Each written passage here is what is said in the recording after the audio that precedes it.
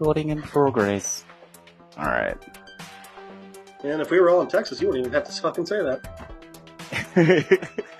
All right. Single party consent, homie. Hey, yeah, you can. And you can shoot people. Yeah, you can drive 80 miles on the freeway, 80 miles an hour on the freeway. Oh, bro, that's a daily. That's a daily.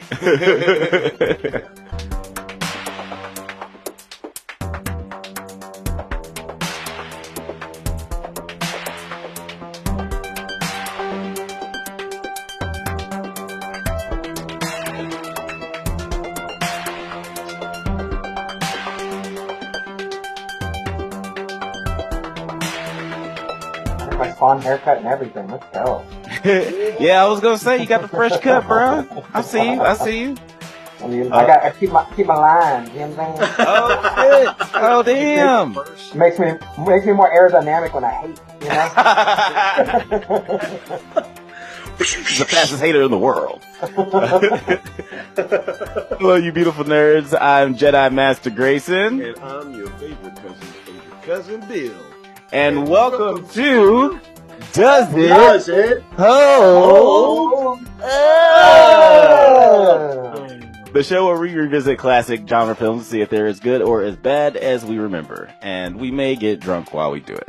But we can't do it alone, because drinking alone is sad. But talking about movies alone is even weirder, because why would you do it by yourself? We are joined, as always, by a special guest to help us determine if this film stands the test of time. Special guest. We are joined by frequent guests of Does It Hold Up? Their fellow... And the Drunk Bantha channel in general. Yeah, in general. They're just fellow Banthas in their own rights. Right. Welcome to the show, NineNerdYards crew. What's going on? How's it going, guys? Yeah, you gotta do Jeff. You gotta invite. Yeah. Oh yeah, I guess I should invite you guys individually. The other person. Yeah. Just introduce yourselves. I like the idea of bringing Blake up, but only I speak, and then bringing me up and only Blake speaks. I think let's really get meta about this, guys. It'll look like a good Hong Kong movie dub. You know what I mean? If we're frequent Banthas, then y'all are frequent nerds on the NineNerdYards channel, and you can catch these guys with us every week, either breaking down The Idol or breaking down Secret Invasion, which is, that's going so great. Like that was such a fun episode. And you know what? Even if everybody out there hates The Idol as much as we do, you will have fun with our episodes because the hate is real. And Terry has many clones. Producer Terry has many clones to hate on this show. So thank y'all so much though for having me on here. Absolutely, man. Thank you for coming. And the only thing I gotta say about The Idol is Tetris. Yeah, we keep it very carte blanche over at the NineNerdYards. You guys got to check out NineNerdYards channel. Links will be in the video description. If you want to understand any of the jokes for probably the next 10 years, you better watch it. But today we were talking about the 1997 comic book adaptation Spawn, starring Michael Jai White and Martin Sheen is in this. And the legend of cinema, Johnny Legs. Charlie Estevez. At one point in the movie, Martin Sheen looks just like Emilio Estevez and Charlie Sheen. Like, I think there might be reasons for that. I need to look into that. They need to do some research on that. We got the doctors prove they're brothers. We already know this. What was that movie they did together where they were garbage men? Oh, was it Working Men? Or was it Working Men? I don't remember the night. Maybe? Yeah. I think it was. I don't know if it was Working Men, but I do remember that I remember it being very 80s and very fantastic. Yeah, I think it was very 80s in the 90s. Exactly. Men at Work. Men at Work. Was 1990. All right, so like right on the precipice. Right there. So it should have felt like everything that we said. It was. Exactly. Yeah, we got the Estevez boy's daddy in this movie. Well, and you know why he's in this movie, right? No. Oh, The please, grandson. please. For years, no, not because of his grandson. He wanted to be in a comic book movie for years, and this was like the first time he's like, "Oh, I can do it, I can do it." So Oh, he did it. man. Oh, But man. when he told his grandson was like crazy excited. Flipped. Yeah, his grandson Yeah. flipped and was like, bro, you gotta do this. And Uh-huh. I feel like that is always, like, I think a great part of how we get a lot of great cinema and a bad part of how we get a lot of bad cinema. Yeah. Like Bob Hoskins, right, doing Mario. Oh, like, you right. don't know anything about it. His kids are like, bro, you're gonna do Mario? Bro, do you know anything about Mario? He's like, I don't even know what is a Nintendo, bro. I don't even know what you're talking about. So like I think same instance here with like Martin Sheen, like somebody being like, bro, you're gonna do this? Like, yeah. And Mark Hamill, his son's the only reason he was in Jane Silent Bob Strike Back and The Machine. Oh, really? Yeah, that's right. That's right. The son. I remember that. Yep. His son was big fans of Kevin Smith and then of Burt Kreischer. And his son was like, "You have to do these roles." Oh, That's that's how he got awesome. Yeah. That's sweet. Shout out to Kevin Smith, though, by the way, and what's his name? Oh, Mark Bernard. Mark Bernard was giving us some weird looks the other day. We went to go see the podcast live. Yo, he was looking at us the whole time. If you're watching this, Mark Bernard, say hi. I mean, just looking at us just 'cause stop wearing shirts with his face on it that says "I love you," and he'll stop looking at you weird. Well, I was shirtless. And I have a tattoo of Mark Bernard here. And that's No crop okay. top, huh? All right. It's okay. It's right here. And I'll tell you what, I don't care what his problem is. I was wearing a t-shirt, but it said, Randy Jackson is the best of the Jackson 5. That's all.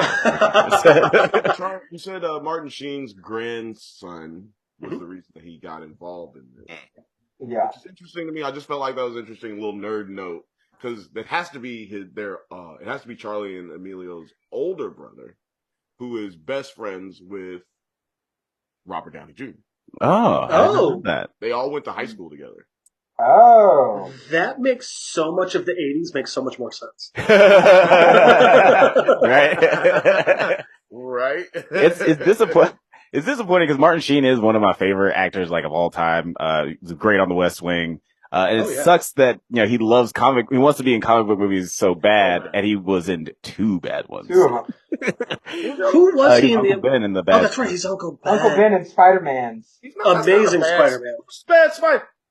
Amazing. I like that one. Bad Spider-Man. I like That's that the bad Spider-Man. Spider-Man I'm backing up movie. It wasn't a bad Spider-Man movie. Okay. I'm backing uphill on this one. We're not gonna. We don't sit here. We don't have enough time to talk about Amazing Spider-Man. Check us out next week on Does It Hold Up with the Amazing Spider-Man. You know where that one's but I will say that the reason we're talking about Spawn today is because this was we put a poll up on the YouTube channel and let the fans decide, and you guys had to hear us talk about 1997 Spawn. So I'm. What did this win out over?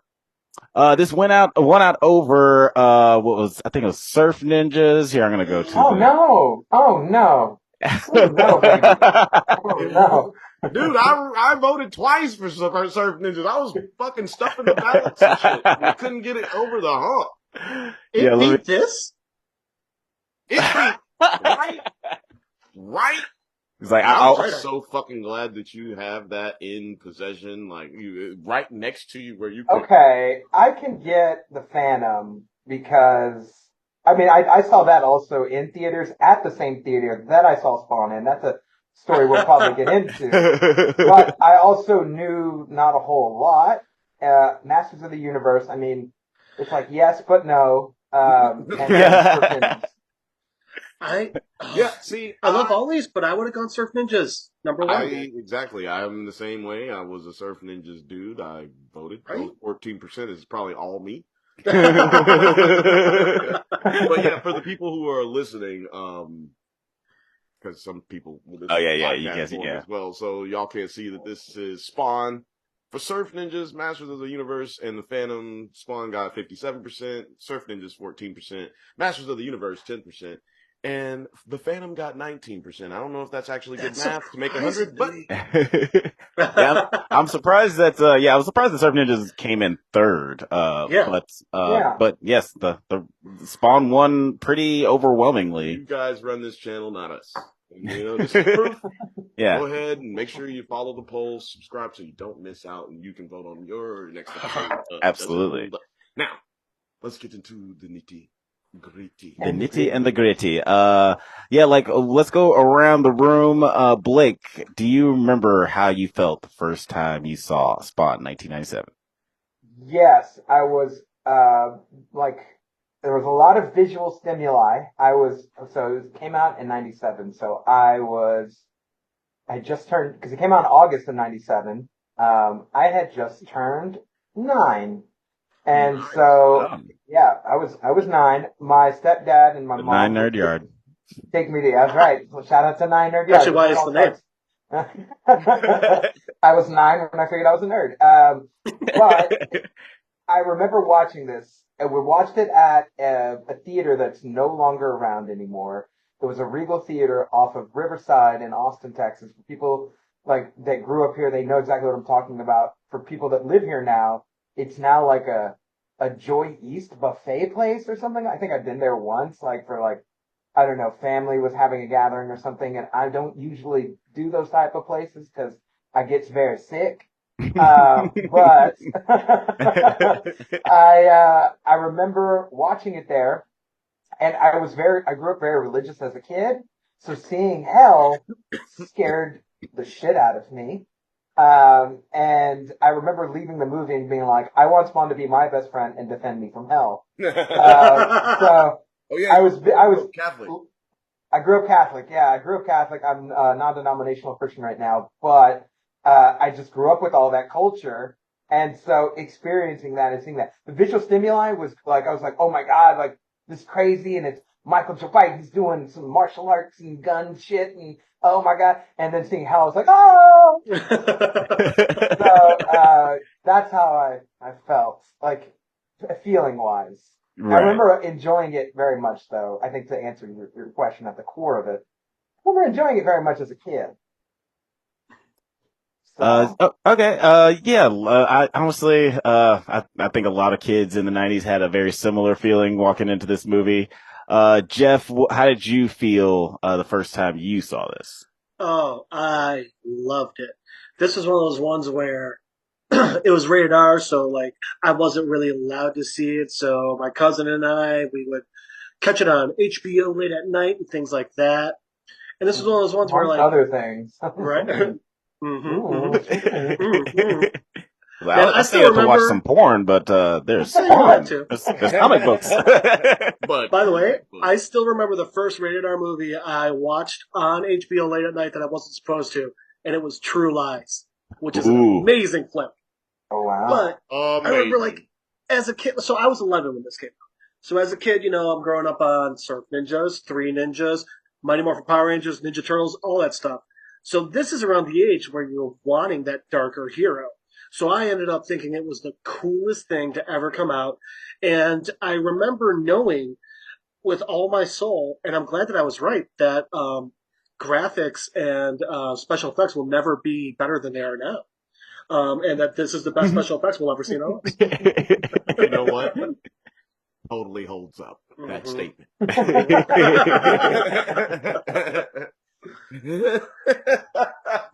What about you, Bill? I'm gonna save it for the rest of the show. What about you? How did you feel the first time you saw this movie? Who? You, Bill. You. Yeah, well, I felt fucking awesome, man. First of all, this is before Blade, right? Yes, 1 year. So 1 year before Blade. First black comic book hero on TV, Michael Jai White. I was like, slap them all, shoot them all. I was like, oh man, Spawn is kind of a bad dude, but I like him because I used to see the cartoon, I wasn't supposed to, you know what I'm saying? But you right after Oz went off, you can catch you some Spawn, and I wasn't trying to watch Oz as a kid. That was frightening. But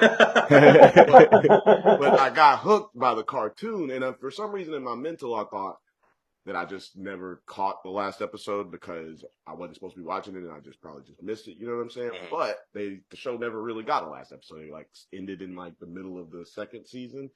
So I was amped to see it, and when I saw it, I was hyped. I had all of the, googly eye goggles on. I was a little kid, just happy. So I loved it, yeah, man. And John Leguizamo, one of my favorite actors before this movie. Yes, all the Leguizamo. So I was just like pumped to see this movie, like all the way pumped up to see this movie. Oh yeah, when I saw it, so yeah, I do. Yeah, pretty much the same way. Like, I don't remember seeing it in theaters. I'm sure we did. But most of my memories was just like watching the movie over and over on VHS. Specifically, like rewatching. I don't know why this scene was like so specifically, stuck in my head. But yeah, like the scene where John Leguizamo is dancing in the cheerleader outfit. Man, that makes me worried about your current search history on, let's say, some hub sites. Yeah, man, you don't want dancing clowns. That's what it is.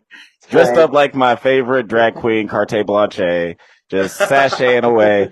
Like, for whatever reason, I thought that this scene was hilarious as a kid and watched it too many times. But yeah, I thought this movie was great, though. Like, as a kid, like there weren't any like outside of watching it at my uncle's house. Like, I wasn't obsessed with this movie, and I think that I guess we'll talk about it later. We'll talk about why this movie doesn't really have a cultural imprint. Like, why we don't talk about this movie like it's one of the greats. Well, I think that's because he's black. Is that why it is? Wow. I would have thought better of you guys. How dare you? Wow. You know what? I don't think I can be a part of this anymore. I do want to point out that this movie came out the same year as Batman and Robin. So a lot of the fanfare was being pushed towards that. You know what I'm saying? And focus was pushed towards that. Towards the not just the media, but people's mental. Right. It's Batman. Yeah. And it's George Clooney Batman. Oh my God, this is going to be amazing. Yeah. We'll never have a nipple Batman. This Batman will be our Batman for all time. It is crazy. It's crazy that we got two movies that are like not critically well received. They're comic book movies. They're very, very different. Very different. Yeah. And at the time, I definitely felt like this movie was better than Batman and Robin. Yeah. I still think it is. Forget the time right now. Well, I'll say this: maybe if Spawn had nipples, the movie would. I mean, he basically did. They just ran out like a little chain, and tried fighting people. They had really hot nipples. They were just up here. Right. Don't body shame Spawn. Burned alive, your nipples just rise right here, and they just cut up to your chest, your collarbone right here. It's science. I'm sorry. I will say, through my IMDb trivia research, this was the second major movie to have a black superhero. We have talked about doing one of the other ones. Which is Meteor. Nope, but this was before Steel. Meteor Man. Meteor Man? Meteor Man was the first, big one before Spawn. Facts. Which, I love that movie. Couldn't take Meteor Man serious, but I still can. I do love it. I mean, Robert Townsend is great, though. But... Robert Townsend is amazing, but he could never play anything but a father in anything to me, because he just looks too wholesome and happy all the time. Like, he's just he's a wholesome Superman? person. Yeah. Superman much? Oh, I hate Yeah, it is. Since while we are talking about race, like in the comic, there was some 90s movie making racism happening around this movie. Like in the original comic book, the character of Al's best friend, Terry, he was black in the comics. But he was played by a white actor, D.B. Sweeney, in the movie. And Todd McFarlane explained that this change was made by the studio to avoid having too many black leads, as they believed it would give the false impression that the film was targeted towards an African. audience. Now, let me just say, when we were watching this on the second go round for the show, oh my God, that's exactly what I said. Yeah. I had no idea that was the reason, but I definitely said, yo, I bet you they told them, yo, it's too many niggas up in here. Yeah, the first table read, and it was just like, yeah, some studio head was like, "Oh, this movie is a little dark." He's like, "Yeah, it's fun. That's what it's supposed to be." He's like, "No, that's not what I mean." no. Different meaning of the word. or he's just sort of like, yes, that's what I meant. And then he's like, cooperates with all the rest of the other heads of the people, and he's like, listen, this movie's dark and not in a good way. We need to do something about this. Those producers are just sitting in that first table read like, should we cut today short? Is this maybe not the best day for this? Just take a quick. I'm sure Todd McFarlane put that out because he wanted to make sure no one thought it was his choice. Right. Yeah, Todd McFarlane is one of the bigger, well, yes. And he's one of the biggest critics of this movie. He did not like the way it came out. For you guys who don't know. Wait, what? He co-wrote it. Yeah, I know, right? Like, you can't remove yourself from it too much. And I kind of think it's kind of, like, I don't know, cheap of someone to shit talk a movie that they were in or they were involved in. It's like, especially if you're the producer. I swear to God, the producer for what was it, The Island with Ewan McGregor?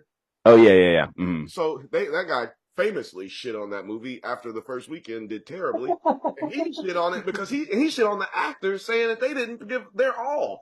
It's like, how about wait a minute, dude? This movie just sucked before you signed us on to it. Right. How about the producer for American History, or not producer, director for American History X? He tried tanking it before it even came out. I did hear about that, yeah. And there was like a lot of infighting between him and Edward Norton. Yeah, it's because it turns out there's a lot of fighting between Edward Norton. He thought it looked bad on the KKK. He wanted to get that shit out of there. This is not the movie I set out to make. Little known fact, he had a bit of a say in Al's best friend of this movie. He had a what?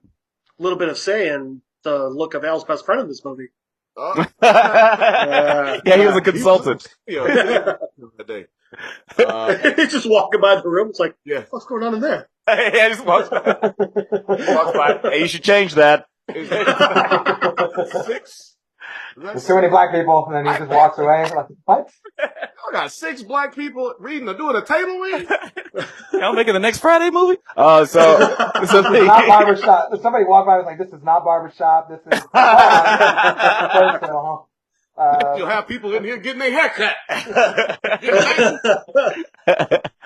The critics were split on this, or not the critics, actually. Should say the critics and the audience were pretty split on this. Though it doesn't seem like either one of them liked it. It had a 17% critics rating on Rotten Tomatoes and a 36% audience rating. Better on IMDb then. Roger Ebert seemed to really enjoy this movie. I was reading an article. It was on Wiki, and it was like, Roger Ebert gave us 3.5 stars. Or 3.5 out of 4 or something? Like, no, that's out of 5. It's out of 5. Still, but that's still way better than like 13%. Especially for him. He has shit on some movies. He shit on Hook. The thing he really called out for this movie, which I think we can all sort of agree on, is at this time in 97, the visual effects, while they don't hold up now, there were not other things. Nobody was making capes and doing, besides Jurassic Park, having some sort of a reptile monster in your movie, which they used the same team for. So there was a lot going on visually where you're like, oh, that's interesting. And there had not been really a dark comic book adaptation of some sort of hero. I think that he was pointing that out. And it said in the article that he spent a lot of the time convincing, who was it? It was Siskel. Siskel. He spent a lot of time trying to convince him that the movie was good. So, we kind of glanced over it, but this is, while Meteor Man did come before it, this was the first big name comic book movie with a black star. And that was, I think, before Spawn, I think that would have been just unthinkable for so many an hour. Absolutely. I think that's a really cool thing. Absolutely. Mhm. Yeah, absolutely. And Spawn was actually incredibly popular at the time. Like, it's Image Comics, and Todd McFarlane himself, like, was as much of a rock star as a comic book artist could be. Todd McFarlane was that. Yeah. Lee, Frank Miller. Yeah. Like, these are the names you associate with that folk. And he definitely had a look he pretty much had the look of comic book 90s style, just like hard edges, a lot of pouches, guns. Lot of teeth. I thought you meant actual Todd McFarlane's, like actual. Oh yeah. Oh yeah, no. Everybody was trying to look like Todd, you know. Pouches on pouches. I'm sorry. All the pouches. I obviously don't be thinking straight sometimes. Well, Cause I swear I thought you were talking about Todd McFarlane. Because he is a weird looking dude, but then you started to stop. yes. Right. But And, something funny, Todd also co-created Deadpool with Rob Liefeld. Huh. And one of the big things about Deadpool is like mercenaries need pockets. So like that's why he's got all the pouches on his belt and shit. Because like where's he gonna keep his fucking ammo? Like Yeah, that actually was a big thing for them. I like that ended up translating into every like X-Men that he would draw later. Yeah. Like when he started Like drawing Spider-Man, shit. like, you know, Spider-Man needs some fucking pouches. Pouches. Oh, Ben Reilly. Because we were thinking about that. We were just so concentrated on that the whole time. For 60 years of comic books, we was worried about where is he keeping his phone? Right. Where does he keep his wallet? Where does he keep his chapstick though? Yeah, I will say, yeah, like, while we're talking about some of the good things about this movie, it was like very ambitious as far as like CGI goes.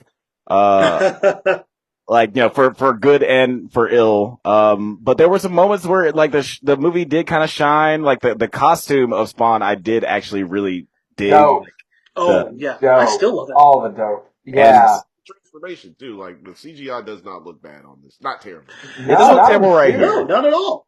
I think Venom probably looks worse than this. Agreed. But then later on, you get into Clown transforming into Violator, and it's like, what are you doing? Just use shadows and prosthetics, you know? Yeah. Like, there were moments in the actual fight where it didn't look that bad to me because, like, again, they were using shadows and they clearly built, like, a big Violator head or something like that for the fight. The fight reminded me of the Thing. Oh, interesting. The movie The Thing? The Thing, that yeah. alien looked in it, you know? Yeah, I very can see it. practical. Practical. They had a CGI version of Violator, and they also had they built out Violator. So that way, so when you look at it, you're like, damn, that looks good. That might be the practical, and less the CGI. But they have both on hand. And the practical effect, again, they use the people from Terminator 2 and Jurassic Park to make Violator's demon form. So that's why it looks so good.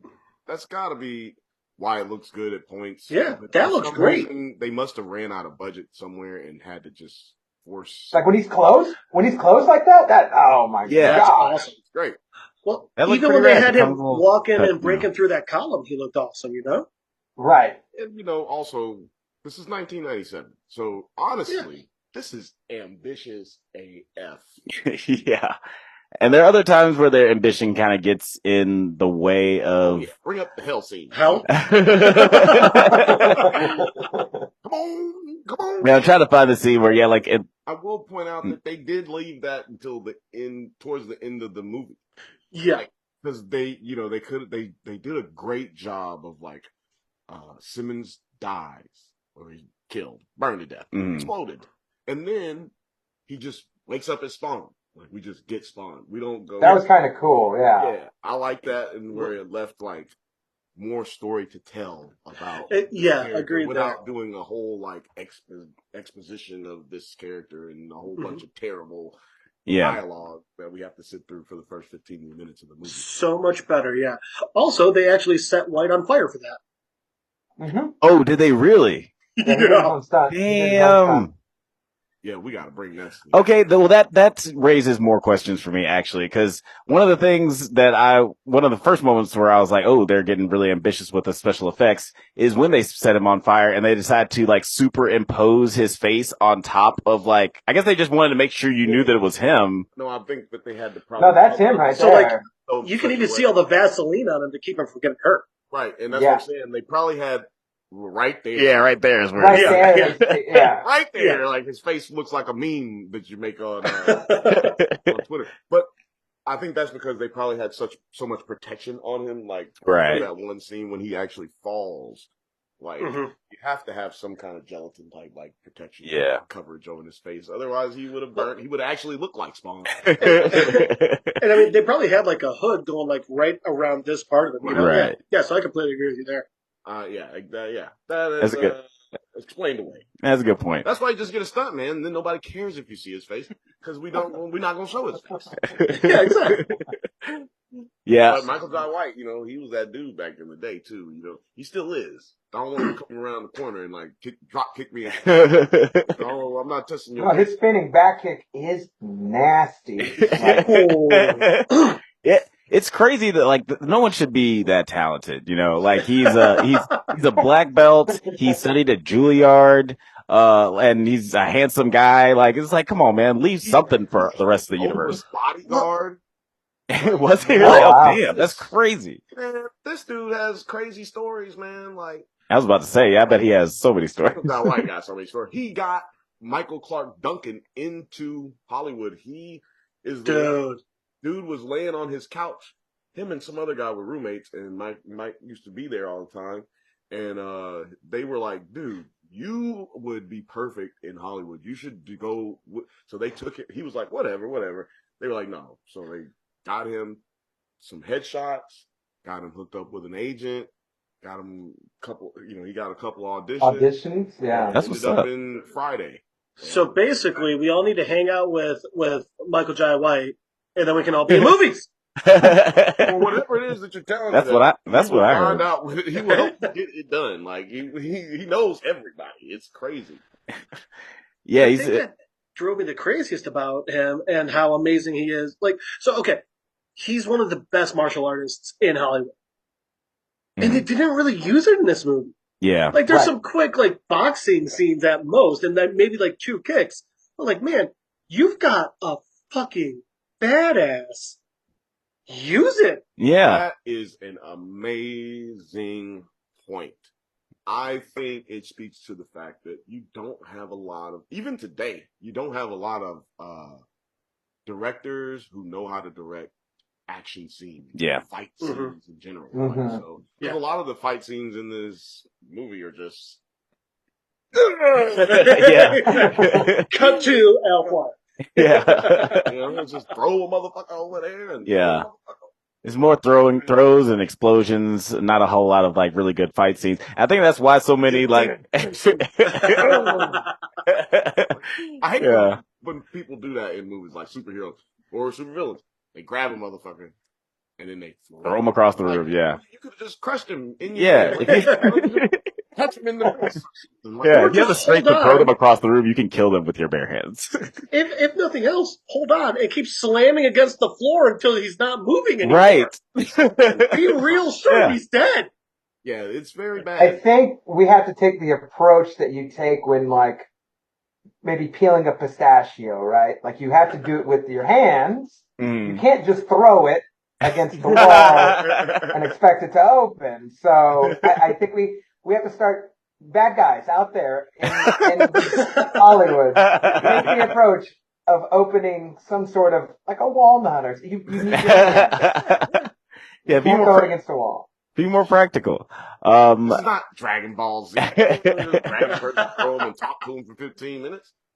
But while we are talking about bad guys, let's talk about my man Johnny Legs. Johnny Legs. Blake, what did you think of Johnny Legs in this movie? As the main villain Violator. I mean, again, I think we maybe had this discussion on a different podcast, but like I've been a huge Jean Leguizamo fan since like House of Buggin'. Like, cause I used to watch In Living Color with my mom at night, like on a Saturday if I was up too late or something. And like, I just remember, various skits from that, but I remember they did House of Buggin', and I remember John Leguizamo being very funny. So like, to see him in like movies, I remember The Pest came out, but I don't think I saw that until I was a little bit older. But like, I'm like, this dude's just a funny Latino guy. Oh my God, he's like me, but he's in Hollywood. To see him though as Violator, it's one of the best parts of the movie. Like, regardless if anybody watches this movie, they love it, hate it, feel indifferent to it, effects, you're like, hey, I don't know about the story. You can't deny John Leguizamo as Violator is like one of the best parts. Like, it's funny. It's apparently comic. I've never read the comics, but apparently like very comic book accurate to being, however quippy, or the way that, Violator talks to Spawn. And yeah, he looked like he was having fun with it, even though he hated the prosthetics being in there for 2 to 4 hours. So, and then shitting himself one time apparently is what happened. Yes. So, because they couldn't get him out. Oh my God, yeah. He couldn't get out. Fucking shit. Took an hour to get everything off, and he didn't make it in time. Damn. Ooh, that is. Which, if you think about it, just brings some real authenticity to Violator's character. I was about to ask, Jeff, what did you think of Violator? But before I ask you that, what was the last time you shat yourself? I'm very curious. Yeah, it was like, I was trying to think of the last time I actually shat myself. I was like, it's probably been maybe since I was 10. Oh, no, sorry. Oh, no. It's definitely older than that. Like 13, 14 years ago. But I got, like, real close, like, a couple months back. To the point where, like, oh, man, it was dangerous. Like, I talked about it on a different podcast to friends, and that was just the entire episode. Was my struggles with eating something bad and holding everything in. So, we were going to talk about Joe Biden today, but we're going to just talk about Yeah, I just because you were kind enough to share that, I will say that I can't remember last time I shat my pants, but I did pee my pants 3 years ago, like right at work, like right when I got to work, and I was just like, "Hey, boss, I ripped my pants. I'm gonna have to go home." They're like, "Okay, yeah, that's fine." They look completely intact, just 2 different colors. That's interesting. That's where the rim is. See, you look too hard. You gotta look, like, relax your eyes. Oh no, I had to create the evidence. I was like, I saw the big piss stain, and I was like, rip! I will say the good news with my situation was, it was definitely I ate something that fucked with my stomach. It wasn't just I couldn't get out of my pants fast enough. Yeah. like Leguizamo had going on. I'm assuming that's what happened with John Leguizamo too, because I don't know if I've been able to hold my shit for hours. He must have had like a questionable something at the craft table. Bad craft services thing. Yeah. But yeah, I also really thought Johnny Legs was really good in this, the best part. Bill, what did you pants last week? So oh, you mean what did I think about Violator? Yeah. Violator was dope. Yeah, he's like one of my favorite parts of the movie. Let me tell you this stuff. John Leguizamo. Since I'm not gonna beat a dead horse, y'all already said all the good things you could say. But John Leguizamo, I'm gonna put it out there. I was thinking about it. Best Latin actor of all time. Put him at best Latin actor of all time. I'll throw him up there because he can really do everything, even though he didn't hasn't really gotten a fair shake. Like he definitely has the chops to be a leading actor. we do know Raul Julio was a Latin actor, right?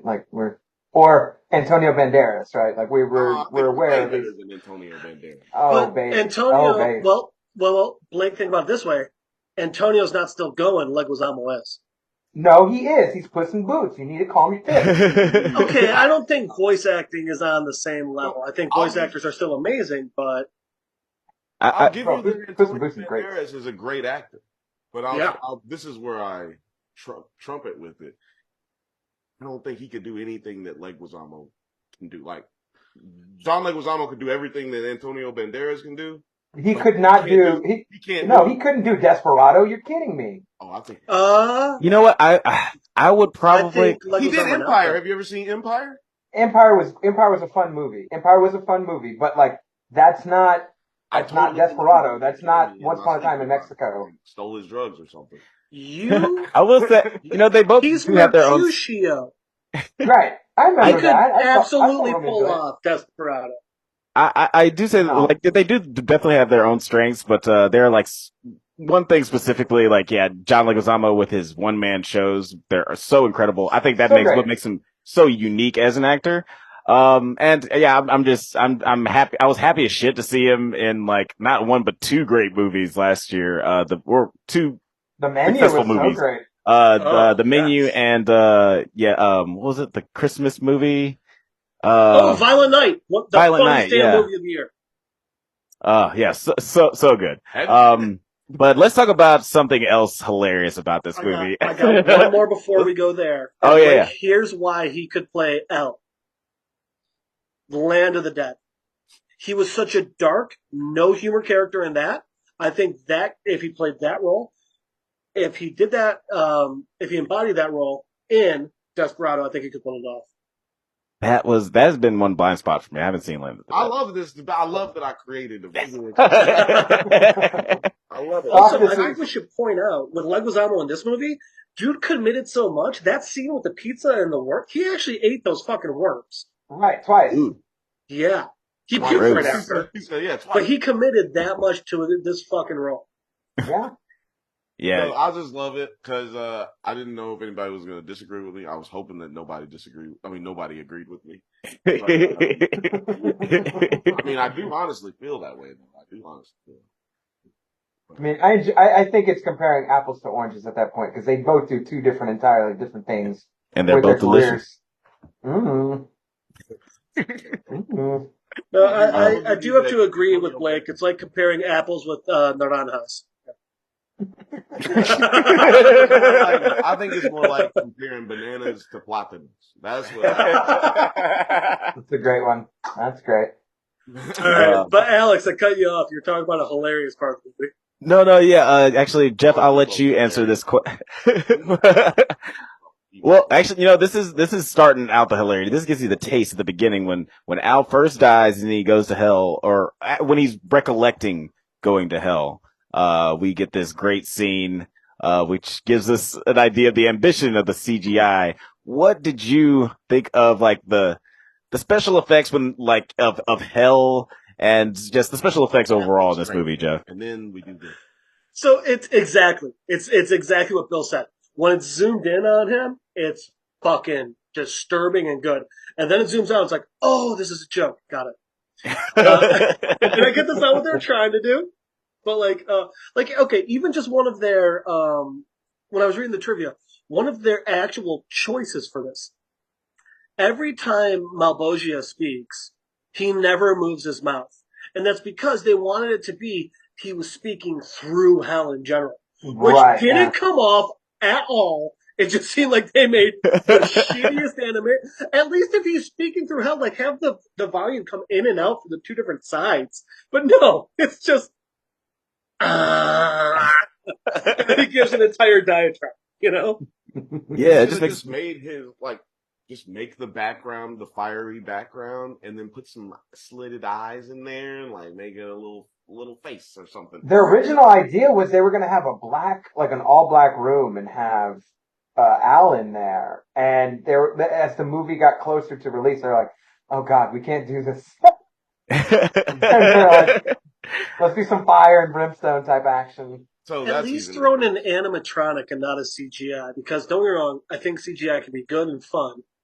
The cape was great. I had a lot of fun with the cape. I had a lot of fun with the chains, but something as big as that you can focus on so much, an animatronic works just as well as we saw in the Violator fight scene, and you can still throw the CGI around it to spruce it up a bit, Right. Yeah, and we gotta give a shout out to the voice of the devil, Frank Welker. I was trying to find something else what else he had been in, because okay, here it is. Because he's a big voice actor. He's been in a lot of stuff. He was like Apu in Aladdin, and he played the voice of the Cave of Wonders in Aladdin. But he was also the voice of Toka and Razor in Teenage Mutant Ninja Turtles 2. Which we That's just the secret wrote of the down. ooze. Yeah. I was like, I know I've seen this name before. Check out that video. Go check out the Doesn't Hold Up. Secret of the Ooze. Doesn't hold up. And find out if it holds up. It does. Well, I do want to, before we move on, because, Blake, you said it was an all-black room that they originally wanted to do it in, huh? Yeah. And then they decided they didn't want to go with that? Yeah. I think you know the reason why. What did I say about all black? They're not a fan of rugby teams? Weirdest rugby name ever, by the way. What? There's a rugby team in New Zealand whose literal name is the All Blacks. I love it. Right? But when Are you they go all white? outside... No. Wait. Hang on. Because if they're white, I don't know how to feel about it, but I think it that's is New Zealand. Yeah.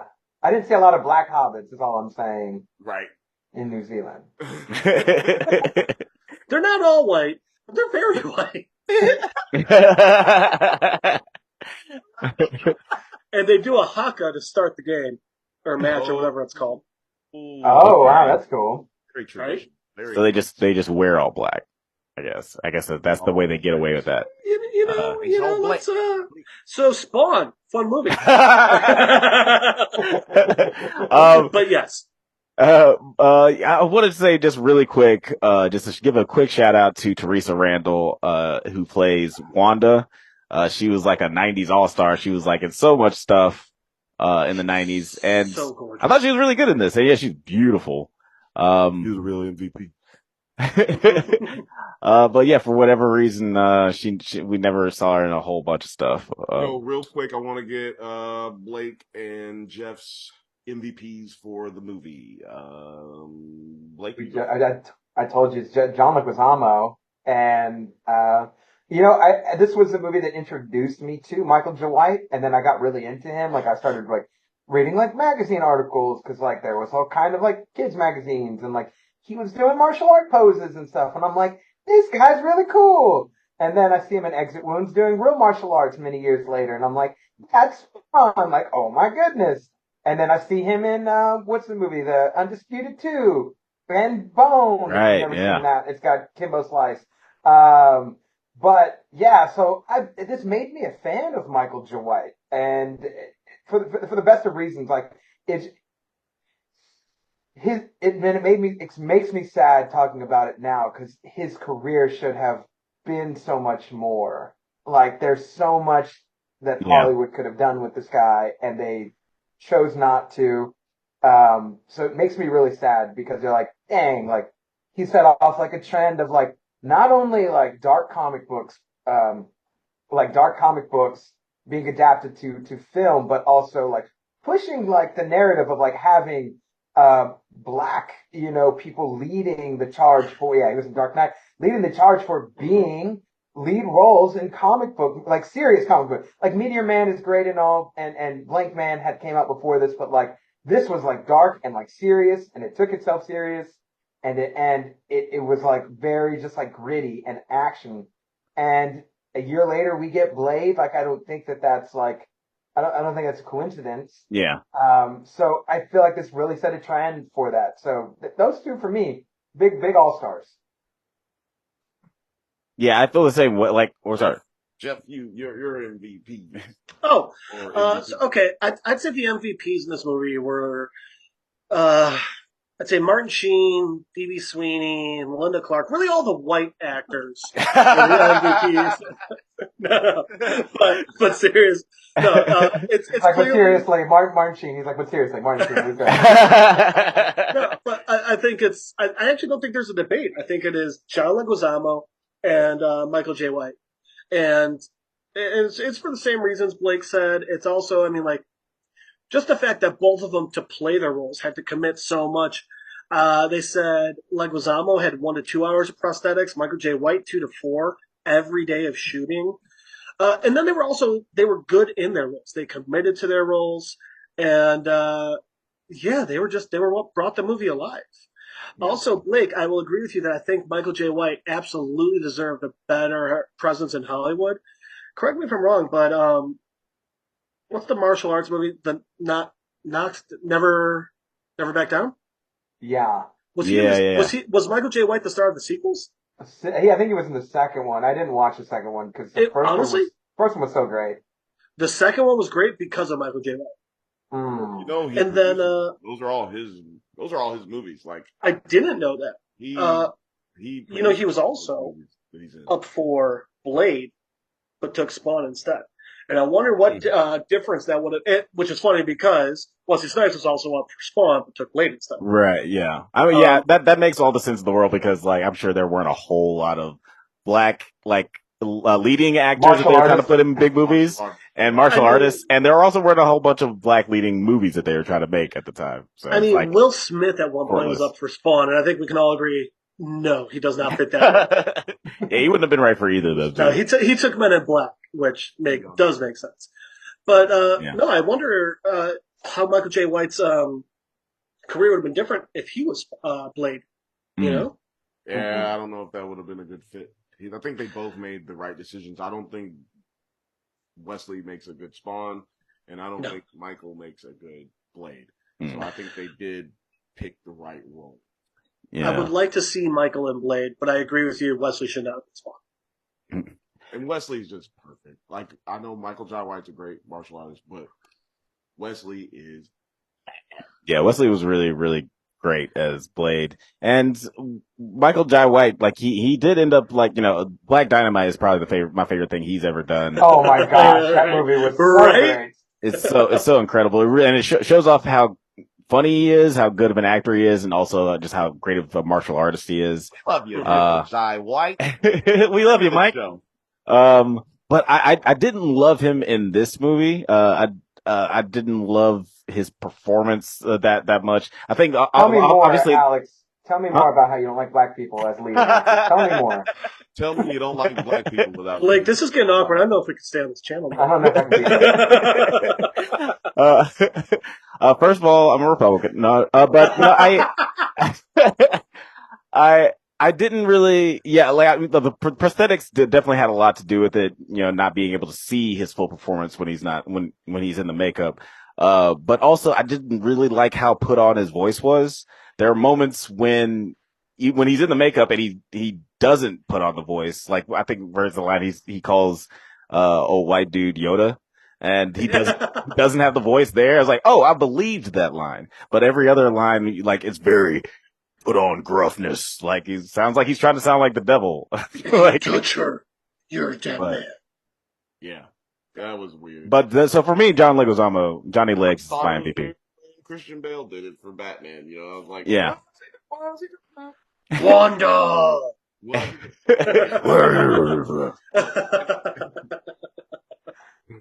right, can we get to like questions? Okay, no, but you got to do your MVP.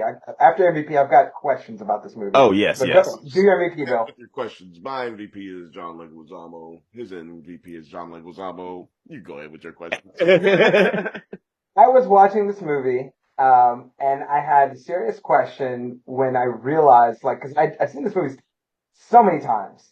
And, like, the scene where he goes to the A6 headquarters and he goes and steals guns. And then I remembered, I'm like, oh yeah, he's got that whole little, like, shed full of weapons and guns and ammo. Yeah. And then I'm like, wait a minute, Blake. You know things. Wait a minute. How is he able to take all those guns that he's got in that little shed in one fell swoop? Like, did he bring a briefcase with him? Did he go multiple times? Does the case turn into like a suitcase? Like, I have questions, and they don't give me answers. One of the things that's brought up in the comics that they didn't keep in this is that Al is a master juggler.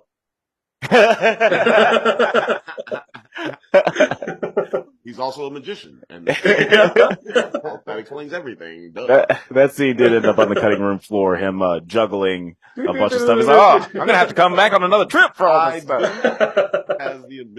Spawn has the ability to, like, put things away, like, in his cape, though. I do think that is an ability. I will say... But he doesn't know that at that point. Well, it's like the old man said, it reacts on instinct. Right? So, So his instinct. Like, all those weapons just went into the back. Yeah. Where that butt at? Like, You think she's just keystering all of it? It'd be a mighty exercise. But yeah, I had a real question on that scene. I'm like, because they only talk about him breaking into it once, and then he opens that shed, and there's so much in there. There's so many things. And it's not like, I was trying to do the math. I was like, it's not enough where he could just like put on like a couple of like, what do they call them? Like bandoliers. Is that what they call it? The bandoliers across him.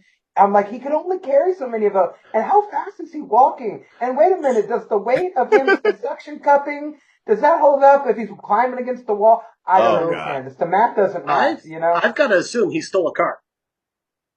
That's the only, because he doesn't know he can fly yet. He doesn't know he can do all that shit. I just had the visual. I would spawn assume in the he car snuck in there, You and know then he what? stole like one of the trucks or some shit. Not gonna lie, I would pay money, like $25 full price, $28 4DX to see the whole movie again with just the scene added of him walking down the street with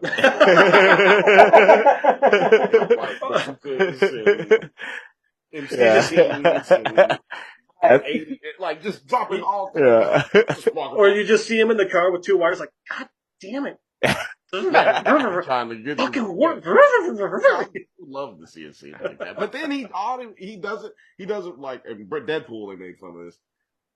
He just doesn't end up really using those guns for real. He's like, oh, well, I don't really need these anymore. Here you go. Which is dumb. Let's talk about that. Well, actually, I'll talk about that in a second, but, just to like address like Blake's question about, like how do you grab all that stuff? I think it is somewhat because of the ambiguity of his powers, because it seems like the guy can do anything the plot needs him to do. Including turn into a wall at some point. So maybe he goes chameleon. Yeah, he just adds another addition to the wall, and that's it. So maybe he uses his cape to makes the wall more full. Yes, it adds to the architecture, Well, the best part about that is that like they're like, all right, here's Blade, here's Spawn, here's the light, and right when the light's right here, he lets go of the cape, and they're like, well, still can't see him. It's like, they're right there, man.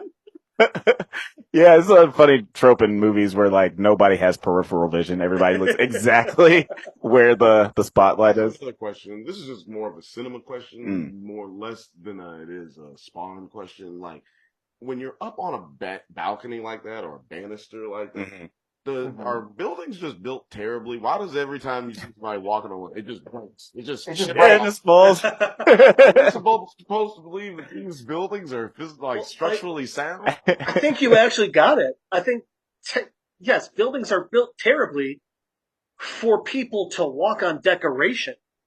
Right, That's not yeah. meant to be something people walk on. That's just meant to look nice, Let's build a building so you can walk out on the Somebody might need to escape the cops. We might need to make this more. Why you build something that looks like I could walk on it if I can't walk on it? Don't build a bridge and tell me I can't drive on the bridge and be like, bridge. No, bro. You're going to make something that looks like I can do something on it, then I want to do the thing that it looks like I can do on it. Exactly. Don't give me options if I can't. Yeah, it's funny because just talking about the powers earlier, talking about the guns. Sorry. At some point where he's talking to the old dude and he's giving him, Cagliostro? Cagliostro? Yeah, Cagliostro, who was played by, I just had it here, Nicole Williamson. He's got a girl's name. He got a lady name. His name is for ladies. But there's some point where him and Al were talking and he's telling Al, how powerful the suit is. And it's more powerful than the guns. But then he also says, there's only so much power that you can use. Like there's a limit of you can't just use the powers all the time. Never. Yeah. That's because of the comic books. But then that's when Al gives him the guns. He's like, oh, I won't be needing these. He's like, oh, you're starting to get it. Like, nah, you're not actually. You just told you that you're gonna run out of power in your suit, so you're probably gonna need these guns. Don't give up the guns. You Right? still Oh, need the God. guns. I also want to talk about this scene because, like, Spawn breaks a bottle and then he's ready for war. Like, no, sir. Yes, thank you. Give me more Right. training. Give me more training. Also, like, even if we're to believe that that was all the training Spawn needed, I like how most movies, like the learning, the battle tip montage is like, all right, this is taking a couple days, maybe a week. This like whole training montage is less than one full night. Like, what the shit? Yeah, you could have made a montage. I was just thinking that before you said it. Like, it should have been a montage moment. Right? Very simple. It could have felt like 10 seconds. Could have felt like 28 Yeah. seconds. Right Like, there, and we can get it out of the way. Well, that's when one of Spawn the comes failings back of to the. Earth, it's like a day and a half. That's it. Yeah, and it's one of the failings of the script because like it sets up this ticking time bomb with like Wanda's kidnapped and what's his name's got the virus bomb in his heart. Jason Wynn. Jason Wynn, played by the impeccable Uncle Ben, and yeah, like it's just they wrote themselves into like to steal a line from producer Terry from NineNerdYards. It's like they wrote themselves into a wall and then they just like burst through that wall. Like fuck it. Hulk smash. And also, too, I'll say this for the script too. Like, I think this was a sort of the time. Like, so people who weren't born before 2000 won't remember any of this, but with 2000, they won't remember any of what I'm going to say.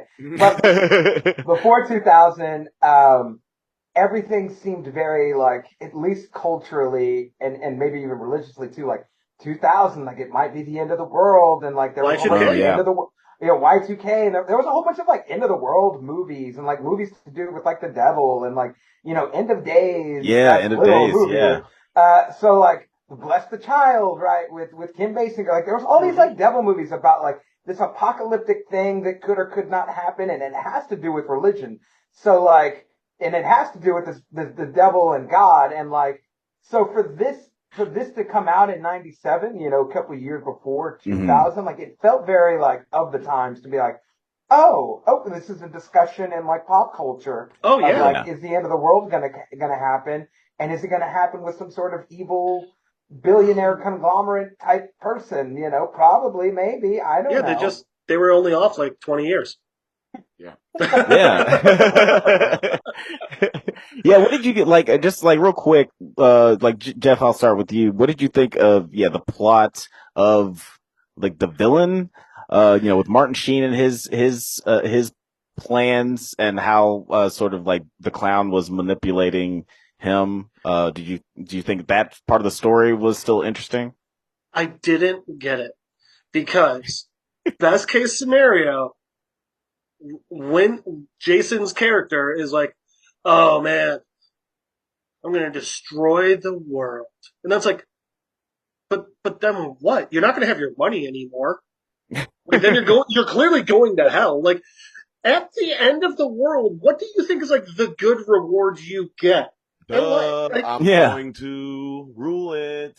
Like, at least if like it was a bit more thought out, it would have been like, because the thing is like, it seems like the entire time he knows he's working towards the end of the world, as opposed to I can ransom the world because I have this weapon. Right. Yeah, that's a better game plan. Yeah. Yeah, and that makes more sense. And it's easier for us to grab onto because, well, humans are greedy as shit. And he seems more like just stupid. I mean, who's taking advice from a blue tattooed white ICP motherfucker? ICP midget fat devil dude? Like, why are we doing this? I'm thinking, when I see that guy, I'm thinking, he might be a demon. Yeah. He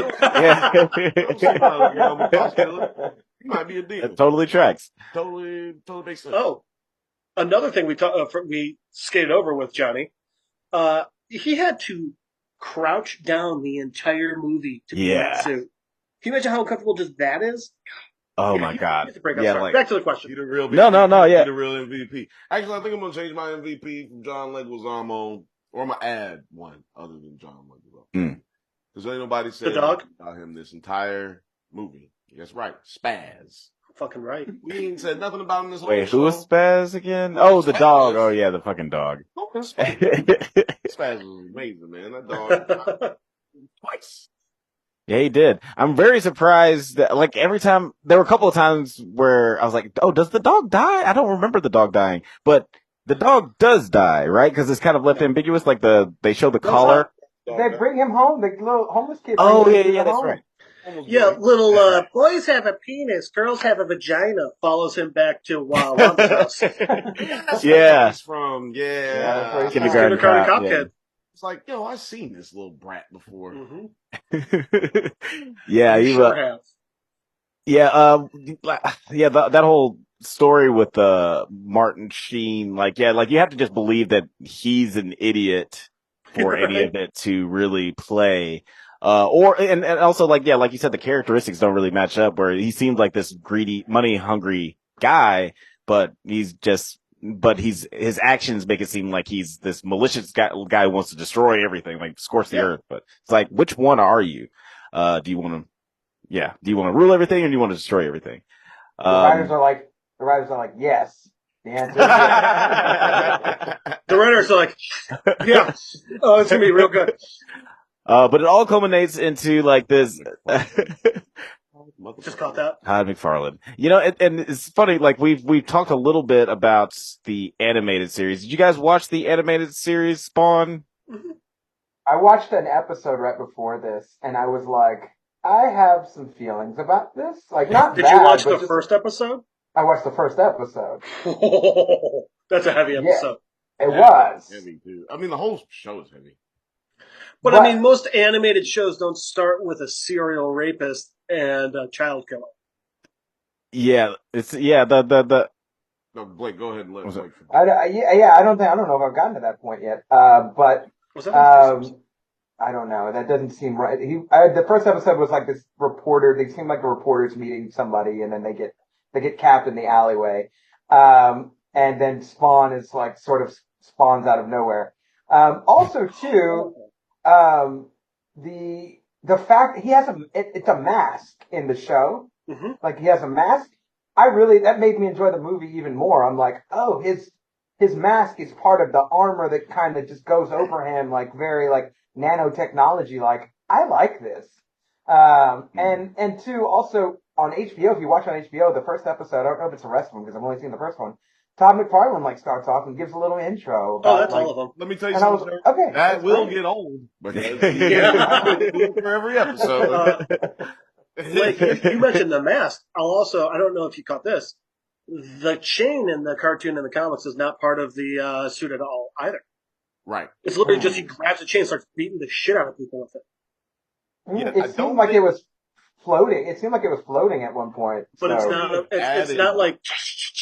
I think like they it is. added some chains after this movie came out. Like, I think they may have added chains. Because the cartoon came out the same year, just a couple months earlier than the movie.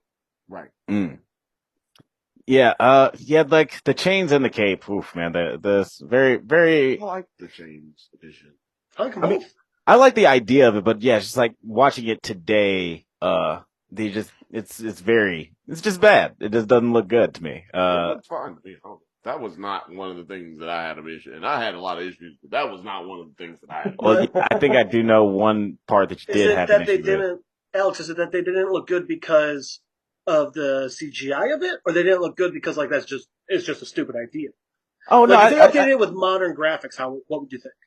No, yeah, I think it would look good with modern graphics. Like I think it would be pretty rad. And I even like the idea, like the final scene, the way he cuts off Violator's head was pretty cool. But yeah, just the CGI of it was just a dope scene. Oh yeah. I was done with the CGI in this movie until that one scene. And they cleaned up that hell battle with man. That hell battle was really bad. Oh my god. Well, even just the scene right before that where Violator's coming out of the wall looks terrible. Terrible. So yeah, this is amazing. I was and also, how the hell did Violator come back from being exploded? I don't understand things, but you chop off his head and he's fine. He's still fine. Yeah, but he's incapacitated. I don't get it. They have a lot of. He's a demon. He can't be like dead. He just goes back to hell. Right. Go back to work. Don't you know demonology, bro? You big stud. I got you. I'll lend you a book. I'll get lend me a book. It better be about 8 Demonology. pages. I got a question for the group as well. Yeah. The scene where he's at the ball and he's fighting Priest or whatever her name is. After his codpiece bites her in the leg when she tries to kick him in the dick, she looks at him and goes, go ahead.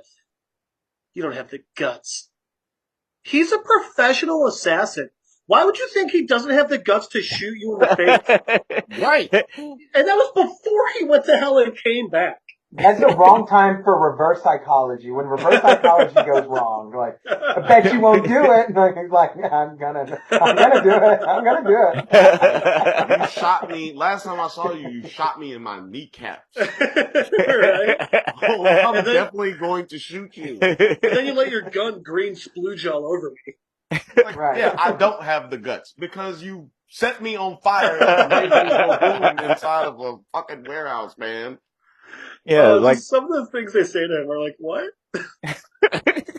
yeah, everybody in this movie is an idiot, and I think that's what, even including Al, Yeah, because at some point at the beginning of the movie where like he wants to quit, and Martin Sheen's like, "Oh, you can't just quit us." But well, maybe I'll let you quit. Just go on this one last mission. It's like, no, dude, they're gonna fucking kill you. Why would you go? But yeah, we could probably talk about this movie for 4 more hours. But let's do it. We could probably talk. We probably could, and now we're going to. But I guess this is about that time where we ask the titular question: Does it?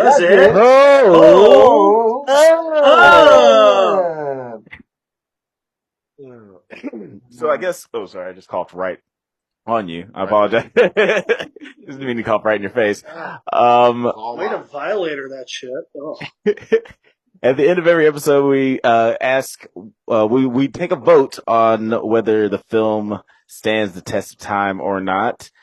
It is always the guest's pleasure to go first. Mostly because we probably don't know what we're going to say. So. Jeff, we will start with you. We'll ask you the titular question. Does it hold? All right, I don't know how this is going to be taken. So let me start by just, cheers. Thank you, Banthas. Cheers. Oh, cheers. I don't have a drink. I say this holds up, which is interesting, because back when it came out, it didn't. This holds up because I think this holds up because it's not good. And I enjoy laughing at it more than enjoying it. It's like all those B horror movies that I love. That's like, it's like the first Evil Dead. It's not scary, but it's so bad it's fucking hilarious. Mm-hmm. Yeah. So I'm sensing some very Jeepers Creepers vibes. Right? Hey, I imagine Jeepers Creepers is right next to your Surf Ninjas DVD. How dare you? That's in the J section. Surf Ninjas is in the S section. Well, that's some sort of animal who doesn't alphabetize his DVD. There's but two Blake, I guess it's time to ask you the question. Does it hold? Flawless every time. We're just getting better and better at that, aren't we? This movie does hold up, but not because it's good. I'll say that. I like that Jeff said that. It holds up, but not because it's a good movie, and not because I would I would go running around the streets and be like, oh my goodness, have you guys read the good word about Spawn? I'm not preaching the gospel on it, but it's a fun background movie. It's over the two that we broke down, or the many that we broke down, but this and Ninja Turtles, I'll put this on over Ninja Turtles. How fucking dare you? Wait Secret for the of the episode Ooze. to come out. Secret of the Ooze. Wait for the episode to come out. Secret of the Ooze, yes. Now Now that the white guy's gone, us minorities can talk all about. Oh, he's back! He's back! Oh my god! Oh man. But yeah, it's just like a fun, like mindless sort of like late 90s, action movie. Like if you look at it and be like, I don't know anything about the comics. It's just a like fun action movie with dated CGI and a fun dated soundtrack. Like it's a fun dated. It's not like you hear it and you're like, I don't like that. It's like, oh, this is so 90s. And it's because like the people that did the soundtrack did like many other like 90s movies as well. So like, That's two of my notes. oh, The opening theme song is just like, wow, this is like every, like Blade, Blade, it's like every 90s so movie long. opening scene. And two, song. I mean, how many Manson songs are in this fucking movie? Yeah. Yeah, he You was have the fire go-to and- hell song guy. yeah, I was gonna say you have Hellfire and Brimstone. You need a Marilyn Manson song. If not, like Or you're you doing gotta it have wrong. him or Rob Zombie. That's a Yeah. that's a rule. So yeah, it definitely it holds up, but like it's if I gave Ninja Turtles like a 49% does not hold up, which Mhm. I guess I'm giving this out. Everybody go watch that to find out everybody else's thoughts on that movie. If I gave that a 49%, I'm going to give this like a 51, 52%. It holds up. Again, not because it's a great movie, not because it's fantastic, but like, watch John Leguizamo go be a devil clown. It's fun. It is fun. It's a lot of fun. Yeah, that's it. That's it for me. Well, that leaves only one thing left to do here, and that's ask the question. Does it That's it. hold? Oh, I don't think it holds up. I after like, especially after our discussion, like I felt like, the Mortal Kombat is one of those movies I feel like you guys do, where it's a nice background movie and it's like got 90s nostalgia to it, and it's kind of fun how 90s it is.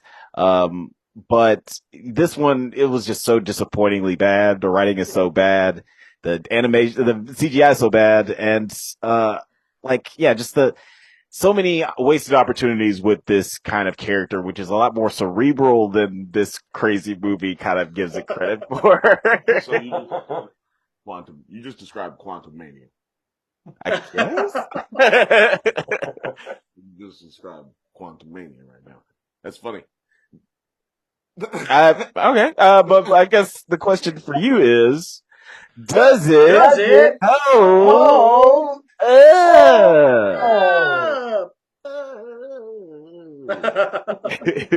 Well, Hit the notes. ladies and gentlemen, I won't keep you too long. Well, first of all, Yes, he will. Yes, he will. 40 minutes That's later. how you know somebody's going to start taking a long time to say something. Bill, that's how I start every sentence. I'll hold y'all too long, but I am done. No, this movie holds up. It's unfortunate, but that doesn't speak to the nature of this movie. It speaks to the nature of Hollywood.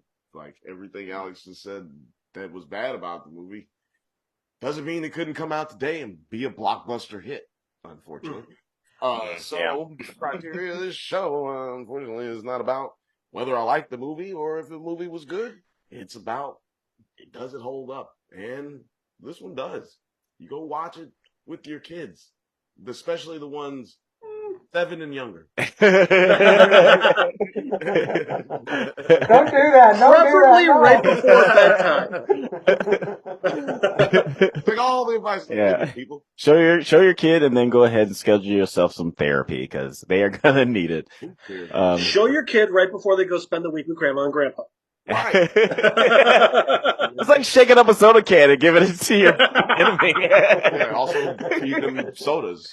Cans. Feed them sodas in cans. Yes. Leave them there as well before you send them to your parents. Sour Patch Kids and Mr. Pibb. Right. Oh my gosh. And then send them with the DVD of Blade so all of them can watch that together. You want me to grab that one? Oh man, 7-year-old me, like that would have been a dream. Like hearing all that just makes me sick. I was like, I don't want any of that in my stomach. But before we get out of here, guys, well, Blake, I'll let you start. Where can the people find you? Yeah, you can find me at NineNerdYards. We're breaking down shows every week. Tuesday, we're breaking down Ultimate Fighter with a fighter who's on the show, Kurt Hollabaugh. Wednesday, we're breaking down The Idol. And on Thursdays, we are breaking down Secret Invasion. So until The Idol ends, and then we're moving that to Wednesday. I feel like I say that, I say that loud, and then I'm like, just follow the channel, and then you'll see what we do when we do that. It seems overly complicated, like the plot of this movie. Like they try to overly complicate it, and like just stop it, just stop it. So yeah, just follow me. 9NerdYards, Money Blake Weather, Facebook, Instagram, Twitter, and Snapchat as well, and just stay tuned with what we're doing.